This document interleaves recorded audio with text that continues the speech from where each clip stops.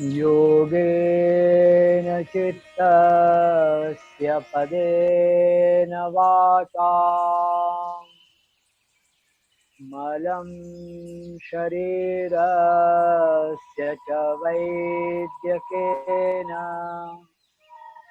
योपाकरोत्तं प्रवरं मुनीनां पतञ्जलिं प्राञ्जलिरानतोऽस्मि।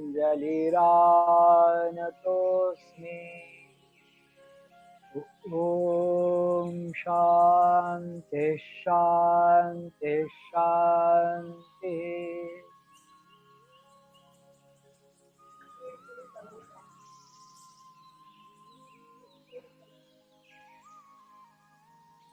आत्मीय स्वजन, कल हम लोगों ने वैराग्य इस संकल्पना को जानने का प्रयास किया। पतंजलि महामुनि ने जो दूसरा ही सूत्र दिया है पतंजलि योग दर्शन के माध्यम से, योगश्चित्त वृत्ति निरोधः, चित्त की वृत्तियों का निरोध साधने के लिए उन्होंने अभ्यास और वैराग्य, यह दो बातें दी है। वैराग्य यह बहुत महत्वपूर्ण है। सामान्यतः साधकों में एक लालसा तो होती है, इच्छा तो होती है, आकांक्षा तो रहती है कि हम साधना मार्ग पर प्रवीण हो, आगे बढ़े, कुछ साधना अपने जीवन में होनी चाहिए। अच्छा, दूसरे करते हैं तो हमने भी करनी चाहिए, यह भी एक भाव रहता है। दूसरों को लाभ मिला है, वे लाभान्वित हुए हैं, तो हमें भी लाभ मिलेगा, हम भी लाभान्वित होंगे। इस प्रकार का एक विचार मन में शुद्ध लोगों के, शुद्ध साधकों के अथवा मुमुक्षु साधकों के मन में उठता ही है, और वह ठीक है, अच्छा है। उसमें अभ्यास तो उस स्थिति का पुनः पुनः उस स्थिति में रहना, स्थित रहना, यह बात हुई। लेकिन वैराग्य यह कमाने की बात है। कमाने के अर्थात यह प्रयास पूर्वक या श्रम पूर्वक लाने की यह विधा है, स्थिति है, और इस दृष्टि से वह महत्वपूर्ण हो जाती है। और वैसे भी भारतीय संस्कृति में वैराग्य का अपार महत्व है। बिना वैराग्य वैसे जीवन में भी कुछ नहीं सकता है। सामान्य सामान्य सी चीजें करने के लिए भी हमें वैराग्य की साथ लेनी पड़ती है। वैराग्य यह बहुत महत्वपूर्ण गुण है मानवीय जीवन का। अन्यथा हम लोभ, लालच, मोह, ईर्ष्या, काम वासना के इतने आगोश में रहते हैं कि हमारे जीवन का जो ध्येय है, जो विशेषता है, वह उभर कर सामने आती ही नहीं, और उन्हीं विषयों के पीछे अब जीवन भर लगे रहते हैं। इस दृष्टि से भी वैराग्य यह बहुत महत्वपूर्ण संकल्पना है।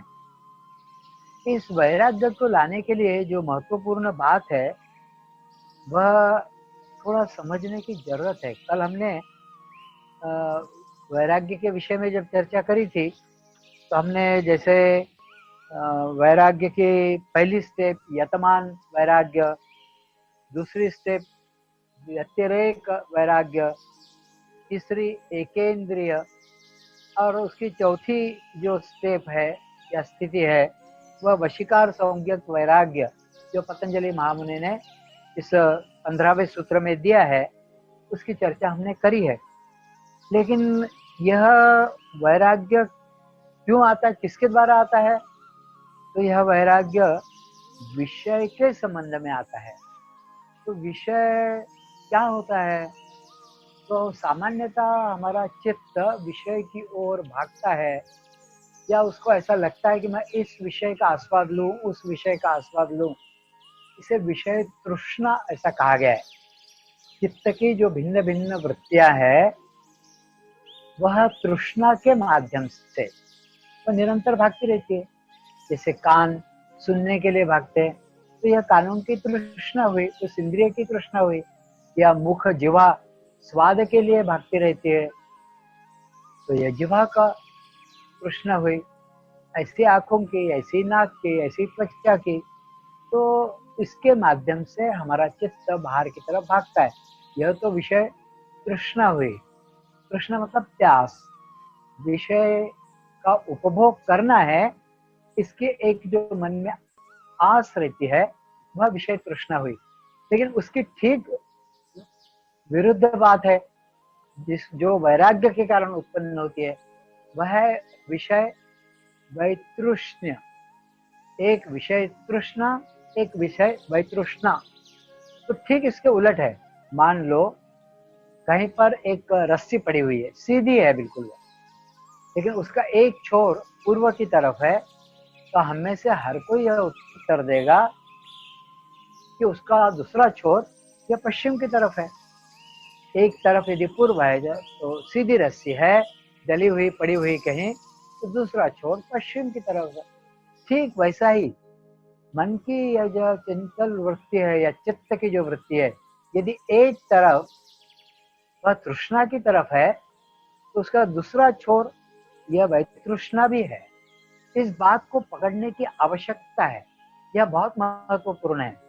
सामान्यतः हम तृष्णा के इतने आगोश में रहते हैं कि वैतृष्णा भी उत्पन्न हो सकती है, इसका बोध भी नहीं रहता, उसकी जानकारी भी नहीं है, उसका साहस भी नहीं है, उसका अनुभव भी नहीं है, और उस कारण हमारे अंदर उसको प्राप्त करने के लिए धैर्य भी नहीं है, और ऐसा हो सकता है यह विश्वास भी नहीं है। इसलिए इस बात को मैं पुनः आज उठा रहा था कि विषय तृष्णा और विषय वैतृष्णा, यह दोनों बातें बहुत महत्वपूर्ण है, और ध्यान पूर्वक इन बातों को हमने अपने जीवन में उतारना चाहिए। तो वैतृष्णा यह बहुत महत्वपूर्ण भाव है। मतलब जब विषय तृष्णा है, उस समय वैतृष्णा नहीं रहेगी, और जब विषय वैतृष्णा यदि हो गई है, तो विषय तृष्णा नहीं रहेगी। लेकिन विषय वैतृष्णा होने के लिए विषय तृष्णा होना यह जरूरी है। हम यह नहीं कह सकते कि मैं तो विषय वैतृष्ण हो गया हूँ, या विषय वैतृष्णा मेरे अंदर आ गई है। जब तक विषय तृष्णा नहीं है, तब तक विषय वैतृष्णा पैदा ही नहीं होती है। यह भी हम लोगों ने समझ लेना चाहिए। तो हम सब लोगों के मन में विषय तृष्णा तो होती है, इसलिए हम सब लोगों के मन में, चित्त में विषय वैतृष्णा भी उत्पन्न हो सकती है। यह एक सकारात्मक भाव या सकारात्मक गुण है। इसलिए हम सब लोगों ने, साधक, मुमुक्षु या योग प्रेमियों ने यह समझ लेना चाहिए कि हम सब के अंदर विषय तृष्णा है, तो हम विषय वैतृष्णा की तरफ भी जा सकते हैं। इस बात का कॉन्फिडेंस, इस बात का विश्वास और इस बात पर श्रद्धा अवश्य रखिए, जिसके कारण ही हमारा आगे का प्रवास सुखकर हो सकता है और आगे हम बढ़ सकते हैं। तो इस दृष्टि से विषय तृष्णा और विषय वैतृष्णा, इसको समझकर हम योग मार्ग में जब आगे बढ़ते हैं, तो अगला सूत्र पतंजलि महामुनि देते हैं, तत्परम पुरुष ख्याते निर्गुण वैतृष्ण्यम। वे कहते हैं तत्परम पुरुष ख्याते निर्गुण वैतृष्ण्यम, अर्थात चित्त से पुरुष अलग है। चित्त जो है उसको शक्ति कहाँ से मिलती है? तो पुरुष से मिलती है। पुरुष मतलब यहाँ पर यह सामान्य रूप से योग शास्त्र में आत्म तत्व हम कह सकते हैं। तो पुरुष को जो शक्ति प्राप्त है, उसी शक्ति का भाग, कुछ भाग चित्त की तरफ जाता है। तब चित्त रजोगुण से संपन्न होकर वह अपने अंदर वृत्तियां जगाता है, जिन वृत्तियों का पहले तो तृष्णा रहती है, पूर्ण करने की इच्छा होती है, भोगने की इच्छा होती है, और फिर उनमें से तमोगुण और रजोगुण का नाश होने से विषय वैतृष्णा प्राप्त होती है और वह निरोध की अवस्था की तरफ जाता है। तो यह जो चित्त, यह पुरुष से, उस आत्म तत्व से अलग है, क्योंकि इस आत्म तत्व से ही वह शक्ति प्राप्त व्यक्त करता है। यहाँ यह दो बातें जो है, इन दोनों बातों को हमने स्पष्ट और अलग अलग समझ लेना चाहिए। एक तो आत्म तत्व अथवा पुरुष, और दूसरा चित्त। चित्त यह एक अवयव जैसा है, यह एक अंग जैसा है। यह हमारे भीतर की जो निरंतर जो चंचलता या निरंतर जो क्रियाशीलता चलती रहती है वृत्तियों के माध्यम से भटकाने वाली, या विषय की तृष्णा होकर विषय का उपभोग लेने की जो इच्छा रहती है, उस चित्त को शक्ति प्रदान करने वाला यह पुरुष है। पुरुष यदि शक्ति दे रहा है तो फिर निश्चित रूप से चित्त अलग है, क्योंकि चित्त को शक्ति जो मिल रही है वह पुरुष से। जैसे पहले भी हमने यह उदाहरण देखा कि घड़ा मिट्टी से बनता है, तो मिट्टी अलग है और घड़ा अलग है। उस मिट्टी के भिन्न भिन्न रूप हो सकते हैं। तो मूल तत्व क्या है? तो मिट्टी है। घड़ा भी हो सकता है, वह मिट्टी के कोई मूर्ति हो सकती है, वह मिट्टी का डबुला हो सकता है, मिट्टी का एक नाद हो सकती है, और मिट्टी के और औजार भी हो सकते हैं, लेकिन मूलतः मिट्टी है। ऐसा ही हमारा चित्त, उसका जो मूलभूत जहाँ से शक्ति प्राप्त करता है वह है पुरुष। तो ये दोनों अलग अलग हुए। वह अलग होने का या अलग है का विवेक जब उत्पन्न होता है भीतर, उसे कहा गया है पुरुष ख्याति। चित्त और पुरुष यह अलग अलग है, इसका विवेक जिस क्षण हमारे अंदर उत्पन्न होता है उसे पुरुष ख्याति ऐसा कहा गया है। इस प्रकार की पुरुष ख्याति होने से सत्व, रज और तम, इन तीनों गुणों के बारे में वैतृष्ण उत्पन्न होता है, उसे ही पर वैराग्य ऐसा कहा गया है।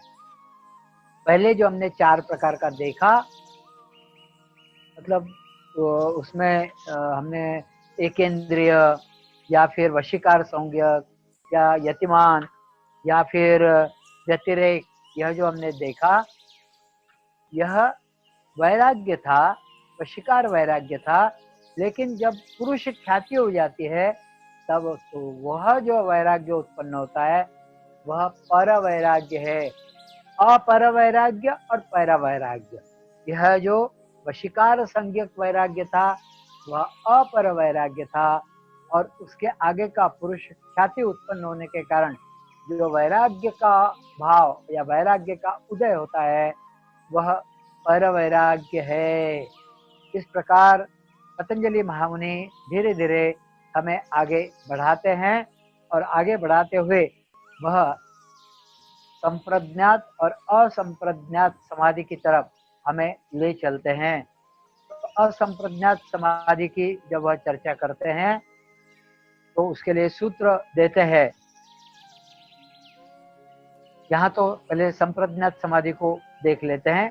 वितर्क विचारानंदा स्मिता रूपा अनुगमात् संप्रज्ञातः।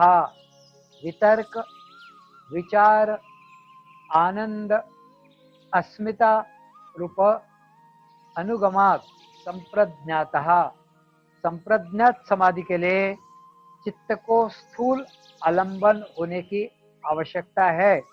वह स्थूल आलंबन वितर्क का रूप हो सकता है, वह स्थूल आलंबन सूक्ष्म आलंबन भी हो सकता है, वह विचार का रूप हुआ। तो वितर्क, विचार, फिर उसको सत्व गुणों की सुखात्मता, यह आलंबन भी हो सकता है, वह आनंद का रूप है। और मैं हूं, इतना मात्र स्मरण, मैं हूं, मैं हूं, मैं, इतना मात्र स्मरण उसके अंदर रहता है। वह स्फुरन जब होता है आलंबन के लिए तब वह अस्मिता रूप होता है। इस प्रकार संप्रज्ञात समाधि के 4 भाग पतंजलि महामुनि बताते हैं। वितर्क, विचार, आनंद और अस्मिता। वितर्क, विचार, आनंद और अस्मिता, इनके रूपों में 4 यह संप्रज्ञात समाधि के भाग हो सकते हैं।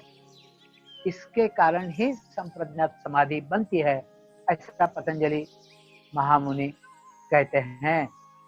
क्या है ये सवितर्क, क्या है फिर आगे विचार? तो वितर्क संप्रज्ञात समाधि या सवितर्क समाधि, ऐसा उसको कह सकते हैं। फिर सविचार समाधि, फिर सानंद समाधि, फिर सास्मित समाधि, यह क्या है इसको थोड़ा देखने का प्रयास करते हैं। तो संप्रज्ञात समाधि में चित्त को स्थूल आलम्बन होना चाहिए।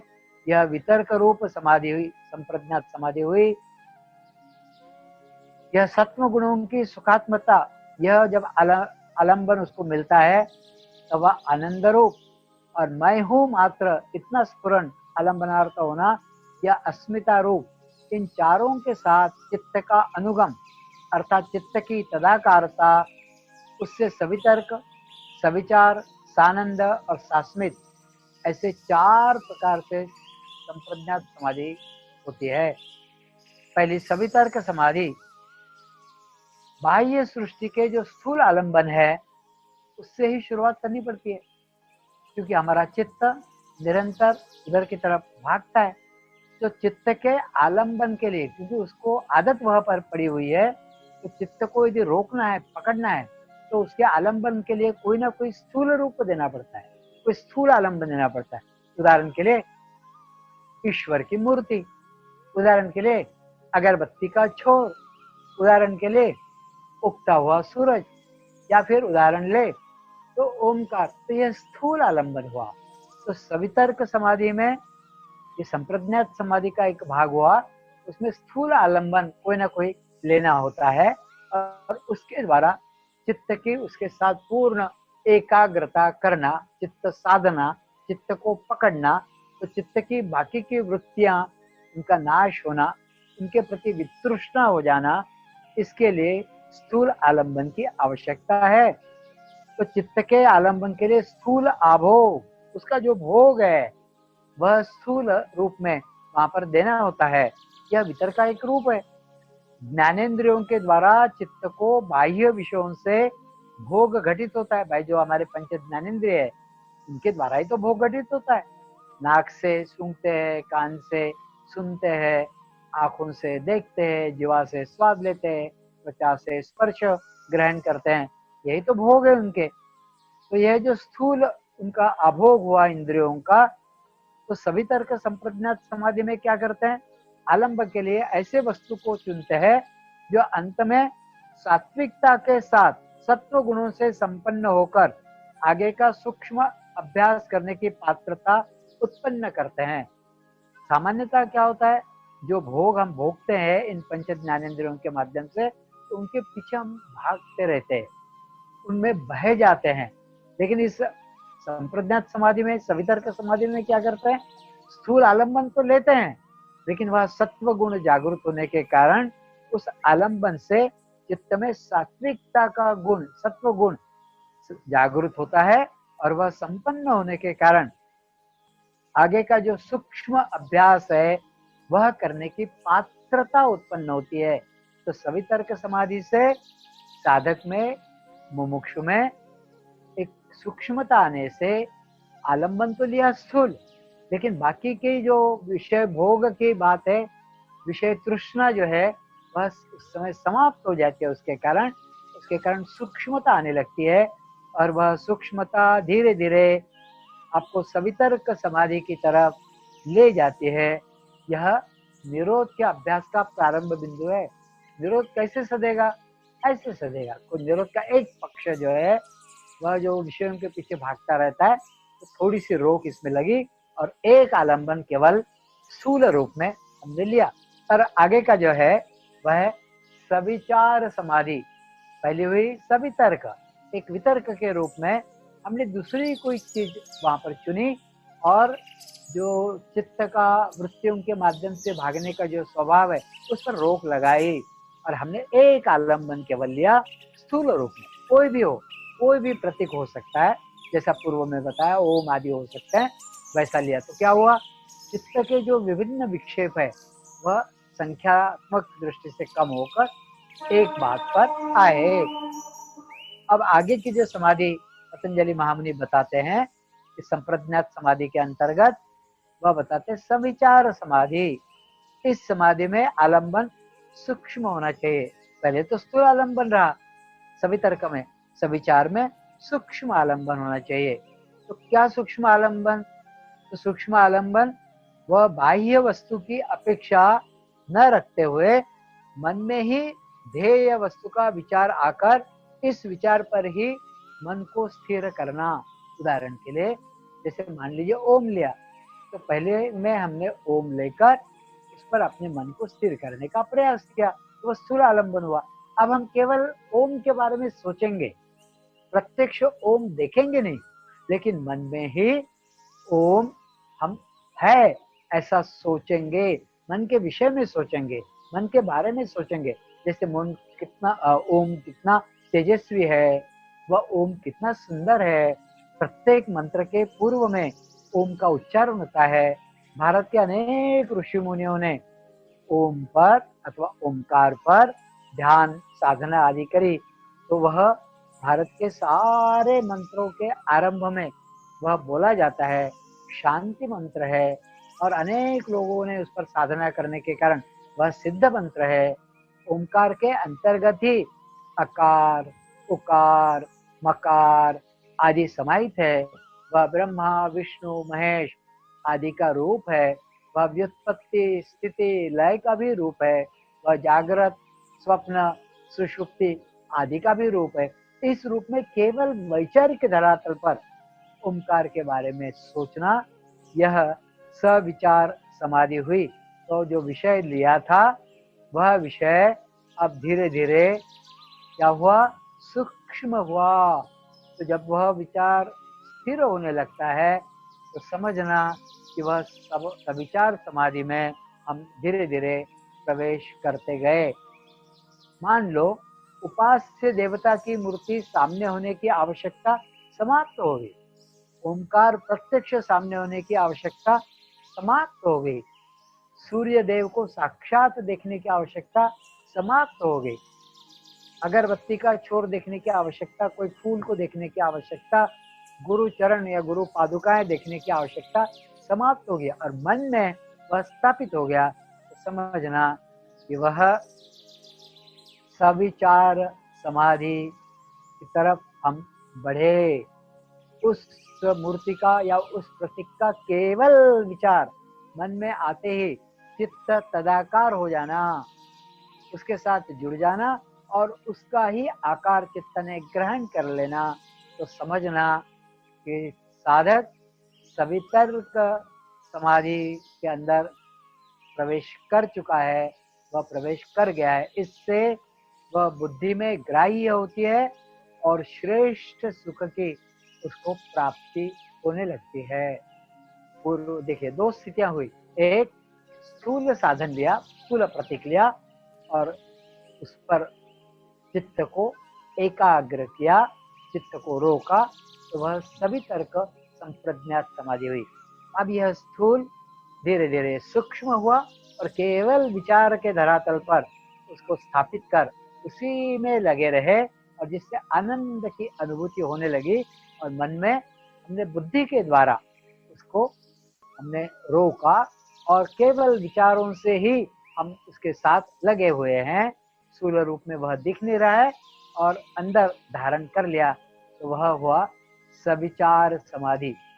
तो इसमें आनंद की या सुख की प्राप्ति धीरे धीरे होने लगती है और साधक को ऐसा लगता है कि यह करना चाहिए और वह दिन प्रतिदिन उसके पीछे लगता है और जब जब उसको मौका मिलता है वह ऐसा करता है। मतलब उसका मानसिक कार्य यहाँ पर आरंभ होता है, उसका वाचिक कार्य समाप्त होकर मानसिक कार्य की शुरुआत होती है। इसके आगे जो है वह सानंद समाधि, यह भी बहुत महत्वपूर्ण है। सविचार समाधि से बाहर आने पर सात्विक वृत्ति लहरी उठनी चाहिए। ऐसा लगना चाहिए कि मेरे अंदर सात्विक वृत्तियां जागृत हो गई है। तो समझना कि हम सानंद समाधि की तरफ, आनंद की ओर धीरे धीरे बढ़ते जा रहे। हमें ऐसा लगना चाहिए उस समाधि अवस्था से बाहर आने के बाद। कौन से? सविचार समाधि से बाहर आने के बाद, अरे वाह वाह वाह, इस समाधि की अवस्था में मैं कितना आनंद से था, मुझे कितना सुख मिल रहा था। अरे यह जो स्थिति थी बहुत आनंद की स्थिति थी, मुझे बहुत अच्छा लग रहा था, मैं इसको पुनः करूंगा, मैं इसको रोज करूंगा, मैं उस नियत समय पर नियत स्थान पर इसको करते ही रहूंगा।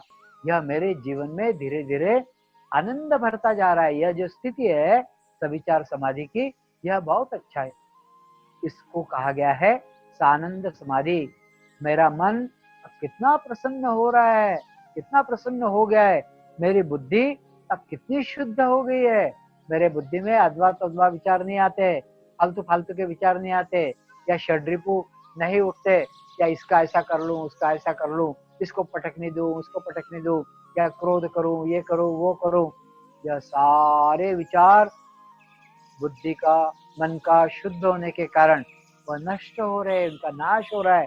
चित्त में कोई किसी प्रकार की उधेड़बुन करने वाली विषय वासना, अरे पता नहीं कहाँ चली गई, अभी तक तो थी, लेकिन जैसे ही मैं उस समाधि से बाहर आया तो मेरे चित्त में आनंद की वृत्तियां उठने लगी, आनंद की लहरें उठने लगी, और वह सारी जो बातें जो अनावश्यक है या मुझे उसमें से वापस लाती है साधना से, वह सारी समाप्त होने लगी है। अब मेरा चित्त विषयों की ओर जरा भी नहीं देखता, नहीं यह विचार, और लगता है कि यह कितना बड़ा चमत्कार हुआ। अरे मैंने जरा सा इसका अभ्यास किया, यह सविचार समाधि से मैं बाहर आया और मेरे अंदर यह आनंद आनंद की लहरियां उठने लगी। अरे बाप रे, कितना चमत्कार हुआ, ऐसा उसको लगना चाहिए। उसी को कहते हैं ना, आनंदाचे डोही आनंद तरंग। आनंद का जैसे डोह है, नदी में खूब गहरा पानी है, उसे डोह कहा जाता है। उसमें यदि कोई डुबकी लगाता है तो उस आनंद के डोह में डुबकी लगाने वाला भी स्वयं आनंद बन जाता है। आनंद ची अंग आनंद ची संग, उसका सारा संग, वह जो जल उसके शरीर को स्पर्श करता है वह भी आनंद है। उस जल पर उठने वाले जो तरंग है वह भी आनंद है। तो समग्रता से वहां पर आनंद हो जाता है। ऐसा चमत्कार उसके अंदर घटित होता है। वह कहता है मुझे अब समझ में आ रहा है कि आनंद विषय यह वस्तुओं के कारण नहीं, क्योंकि वहां कोई वस्तु तो थी नहीं कि जिस पर वह अपने चित्त को एकाग्र कर रहा है, क्योंकि वह जो स्थूल आलम्बन था वह तो पहले ही समाप्त हुआ। उसका केवल मानसिक आलम्बन से वह इस आनंद की अवस्था तक पहुंचता है।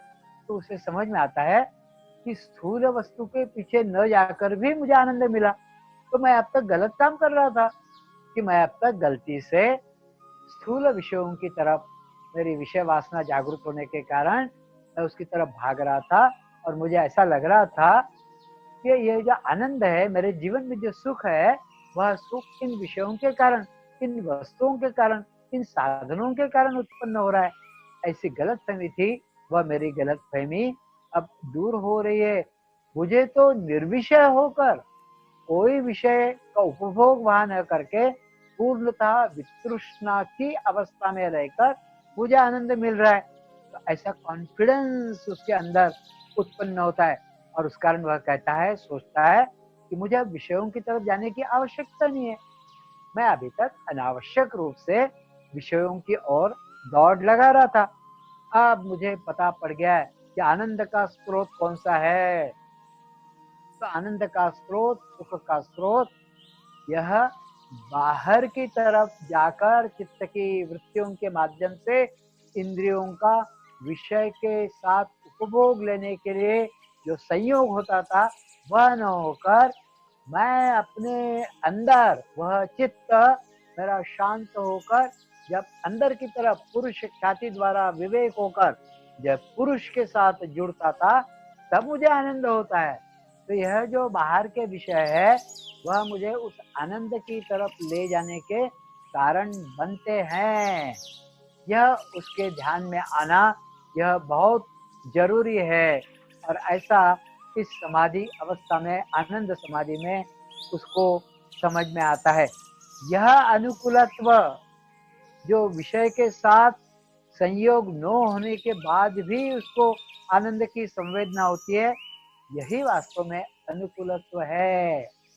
यही अनुकूलत्व है कि कोई विषय नहीं है और फिर भी वह सुखानुभूति कर रहा है, आनंद की अनुभूति कर रहा है। यह एक बहुत महत्वपूर्ण बात है। ऐसी इंद्रियों के विषय में संयोग होने का अनुकूलत्व, ऐसे इसके 3 वर्ग होते हैं इस आनंद के स्वरूप के। पहला होता है इंद्रियों का विषयों के साथ संयोग न होने के बाद भी ऐसा अनुकूलत्व वहां पर प्राप्त होता है कि सुख और आनंद की संवेदना वहां उत्पन्न होती है। दूसरा जो वर्ग है इसमें सानंद समाधि में, वह है तीव्र इच्छा मेरे अंदर कि मुझे आनंद मिलना चाहिए, उसकी पूर्ति होने से भी और आनंद होता है। कैसी? कि मुझे पहले थोड़ा सा आनंद मिला, तो अब मैं ज्यादा अभ्यास करूं, ज्यादा उस स्थिति में रहूं तो मुझे ज्यादा आनंद होगा। ऐसी तीव्र इच्छा का उत्पन्न होना, यह भी सानंद समाधि के अंतर्गत होता है। और फिर एक तीसरी अवस्था उत्पन्न होती है। यह होने के बाद जब आनंद उत्पन्न होता है तो एक शांति और समाधान वृत्ति का वहां आधिपत्य होने से एक आनंद का तीसरा प्रकार उत्पन्न होता है। पहले तो वहां एक सुख की वृत्ति उत्पन्न होती है, इसलिए वैसी संवेदना होती है कि इंद्रिय के साथ विषय का संयोग नहीं होता है तब भी आनंद हो रहा है, तो उसको अच्छा लगता है, आनंद की वृत्ति उत्पन्न होती है। अच्छा, उसकी जो तीव्र इच्छा है विषयोपभोग की या विषय की तरफ दौड़कर सुख या आनंद प्राप्त करने की, वह समाप्त होकर भी मुझे आनंद मिल रहा है। और तीसरी स्थिति होती है कि उसके अंदर शांति और समाधान उत्पन्न होता है, उसकी वृत्ति उत्पन्न होती है, उसका आधिपत्य होता है और तब उसके अंदर यह आनंद उत्पन्न होता है। यह आनंद की तीसरी वृत्ति उत्पन्न होती है। इस प्रकार उसके अंदर यह विभिन्न समाधियां, जिसको कहते हैं सविचार, पहले सवितर्क, सविचार, सानंद और चौथी जो है सास्मित, यह समाधि उत्पन्न होती है। इन तीनों प्रकारों में जो अभी बताए गए कि तीव्र इच्छा की पूर्ति, चित्त में शांति और इंद्रियों का विषय से संयोग न होना, इन तीनों प्रकारों में आनंद की उत्कटता उत्तरोत्तर बढ़ती जाती है, अधिक होती जाती है। जिस जिस इंद्रिय का जो जो विषय होता है उसी से संयोग होने पर अनुकूल संवेदना होती है, यह आप सब लोग जानते हैं। जैसे मधुर रस का अथवा मधुर सुवास का कान से संयोग होने पर अनुकूल संवेदना का आनंद नहीं हो पाएगा। भाई, कान से कोई मधुर रस आपके सामने रखा या मीठा पदार्थ रखा और आपके कान तेज है, आपको कुछ पता नहीं पड़ेगा। मान लीजिए जिस व्यक्ति की आंखें नहीं है और उसके सामने ऐसी कोई चीज रखी, उसको उसका पता ही नहीं पड़ेगा। ठीक वैसा ही जो विषय जिस इंद्रिय का है वह उसके संपर्क में आने से ही फिर आनंद उत्पन्न हो सकता है, तब जाकर वह अनुकूल संवेदना तो उत्पन्न होती है, अन्यथा उससे आनंद नहीं मिलेगा। तो उस विषय वस्तु का उसी इंद्रिय से संपर्क होने पर ही आनंद विभाव होता है, आनंदाविर्भाव होता है, आनंद का आविर्भाव होता है। मतलब हम जब कभी विषयों का भोग ले रहे हैं तो उस विषय का मतलब उस इंद्रिय का उस विषय के साथ, चित्त की उस वृत्ति का उस विषय के साथ संपर्क होना यह जरूरी है, अन्यथा वह सुख वह आनंद नहीं हो सकता। सुख और दुख यह नित्य उपयोग में आ रहे ऐसे शब्द है।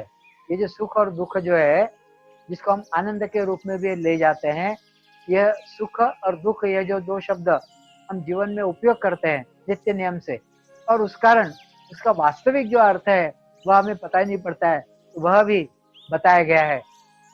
इस सुख और दुख में दो इनके गहन परिचय में तो हम हैं, लेकिन दो प्रमुख इसके मूल में भावार्थ है, वो ध्यान में नहीं आता है इसका।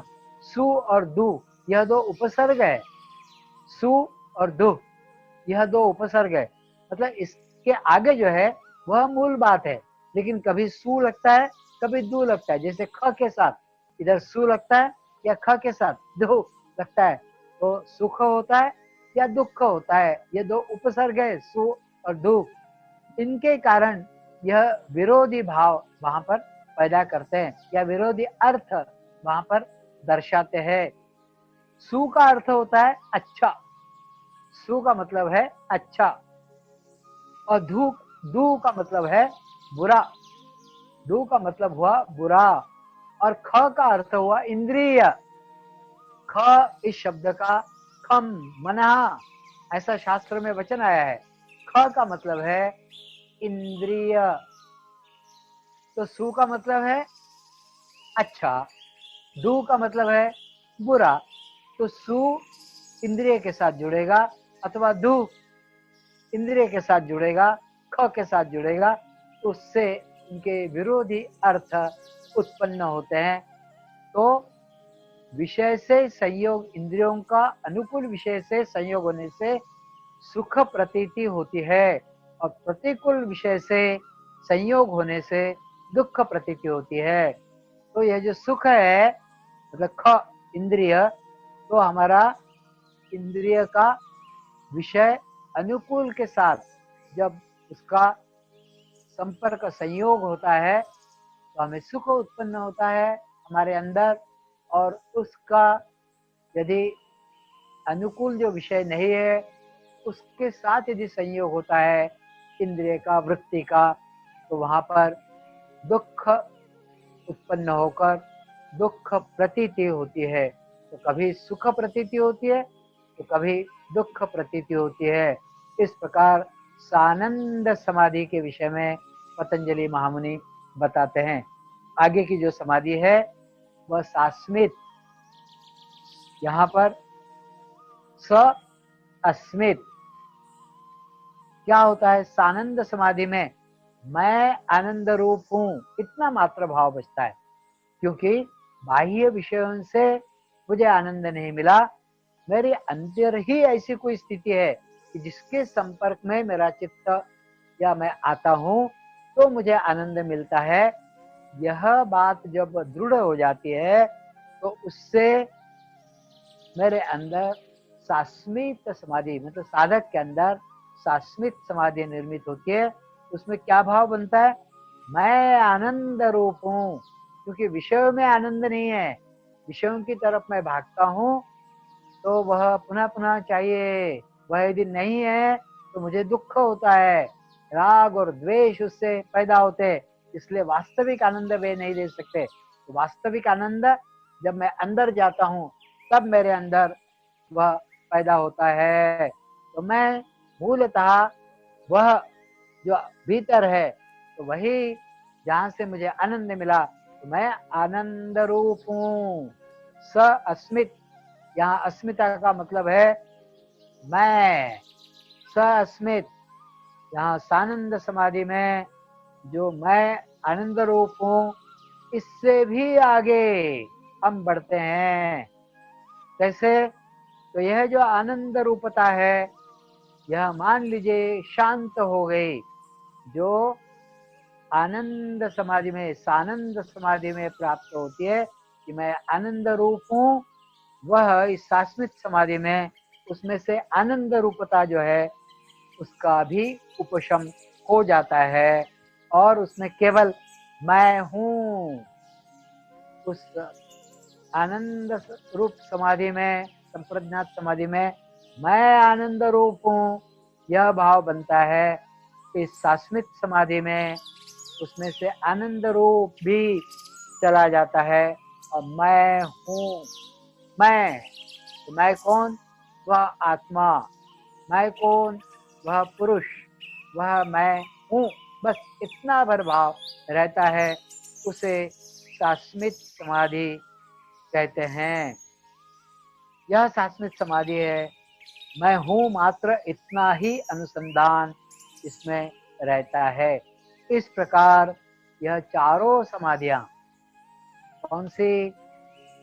तो सवितर्क समाधि, सविचार समाधि, सानंद समाधि और शास्मित समाधि, ऐसी एक एक स्टेप आगे आगे बढ़ते हुए हम अपने वास्तविक स्वरूप को, पुरुष को वहां पा लेते हैं और वहां उसके साथ तादात्म्यता, एक रूपता हो जाती है और बाह्य विषयों से मिलने वाले आनंद का वहां पर वह तिरोहित हो जाता है, उसको तिलांजलि मिलती है।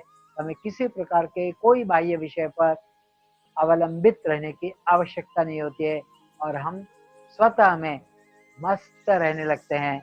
उसे शास्मित समाधि ऐसा कहते हैं। यह साधना के लिए यहाँ तक का जो भाग था, पातंजलि योग दर्शन के प्रथम पाद का अर्थात समाधि पाद का यहाँ तक का विषय महत्वपूर्ण था। और भी आगे कुछ सूत्र है, लेकिन उनमें से कुछ सूत्र अभ्यास के लिए हम लेंगे, जैसे ईश्वर प्रणिधानाद्वा अथवा तस्य वाचकः प्रणवः अथवा मैत्री करुणा मुदित उपेक्षाणां सुख दुख पुण्य विषयानां भावनातश्चित्त प्रसादनम। ऐसे सूत्र हम आगे चलकर अभ्यास के लिए लेंगे।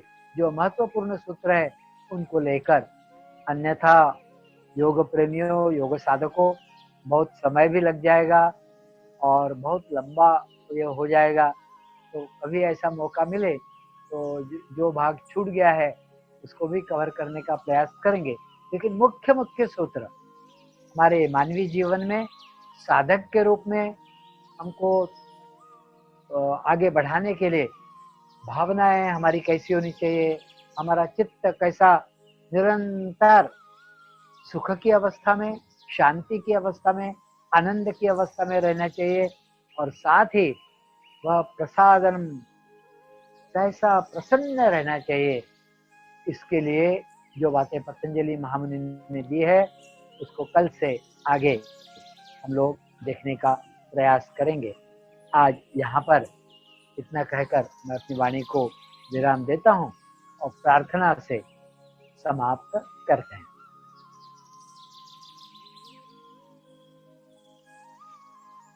सर्वे भवन्तु सुखिनः, सर्वे सन्तु निरामयाः, सर्वे भद्राणि पश्यन्तु, मा कश्चित् दुःखभाग् भवेत्। ओम शांति शांति शांति।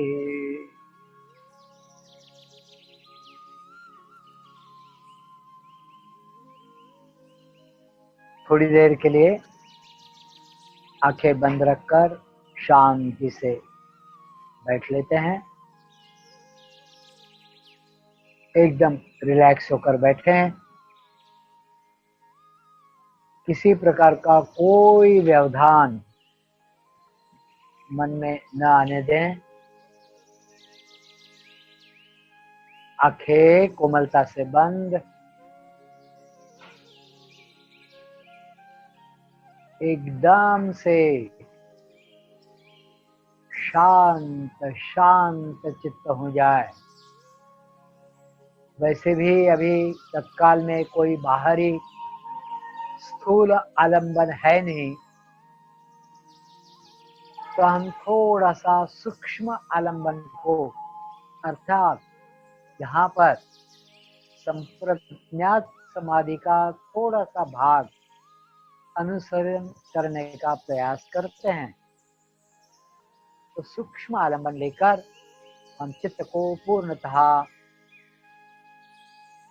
शांत शांत कर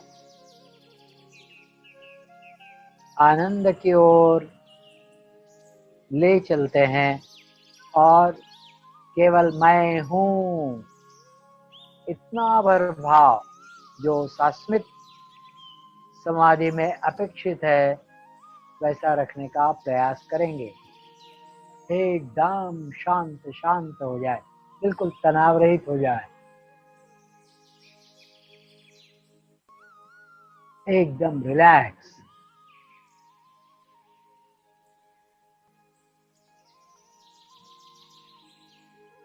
मन में थोड़ी सी कल्पना करिए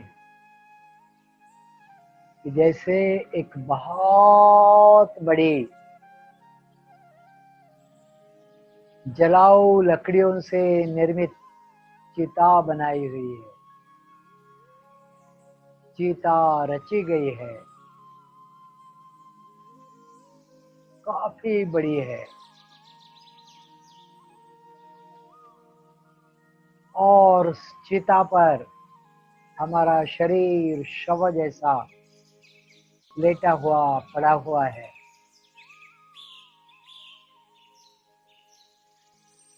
एकदम ढीला ढाला, एकदम तनाव रहित। और कल्पना करिए कि उस चीता को अग्नि दी गई है। धीरे धीरे धीरे नीचे से चीता जलने लगती है। धीरे धीरे ज्वालाएं ऊपर की तरफ आती है। ऊपर की तरफ आती हुई अग्नि भभकने लगती है और चिता में रचित सारी लकड़ियां जल उठती है। और उस अग्नि में उसकी दाहकता के कारण, उसकी उष्णता के कारण शरीर भी जलने लगता है, दग्ध होने लगता है। और धीरे धीरे धीरे धीरे संपूर्ण शरीर जलकर राख हो जाता है।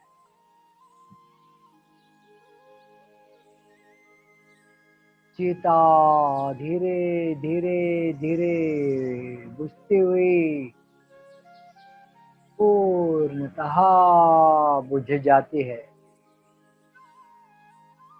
शरीर बिल्कुल बेचिराग रक्षा में रूपांतरित हो गया है।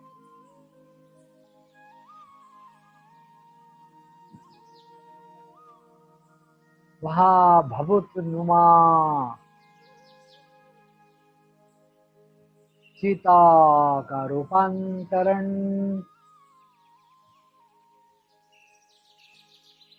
हवा का झोंका आने से उस चीता पर से भभूत के रूप में जो रक्षा है, राख है, वह थोड़ी थोड़ी थोड़ी थोड़ी थोड़ी थोड़ी उड़ते जाती है। उड़ते उड़ते उड़ते उड़ते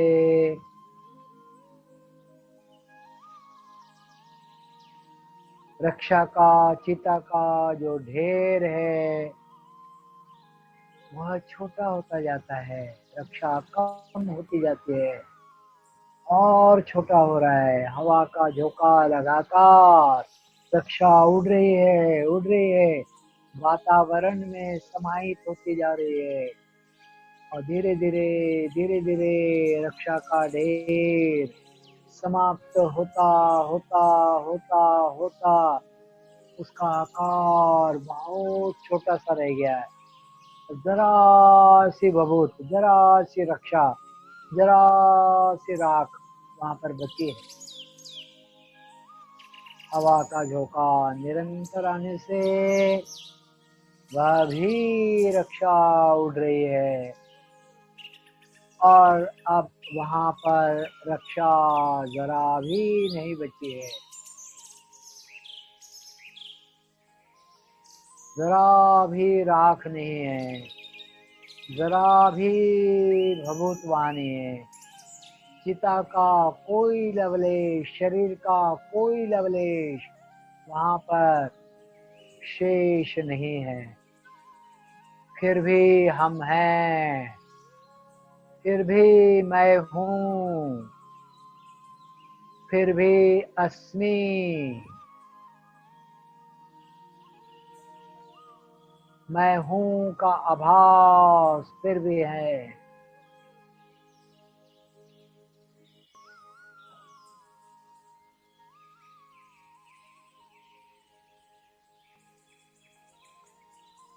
मैं आनंद स्वरूप हूँ, मैं सुख का निधान हूँ,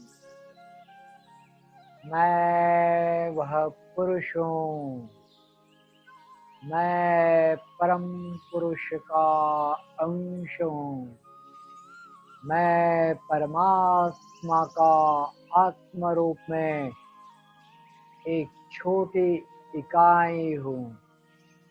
मैं उस परमात्म तत्व की एक चिंगारी मात्र हूँ।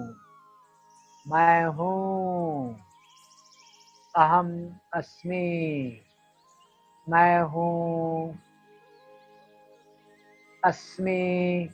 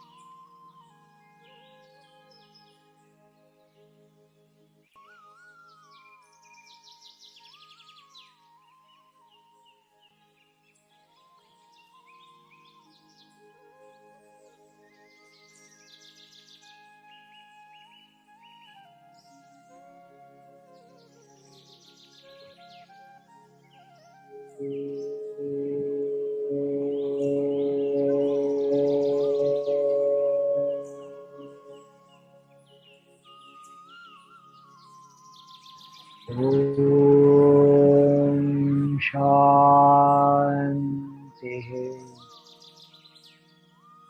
शांति,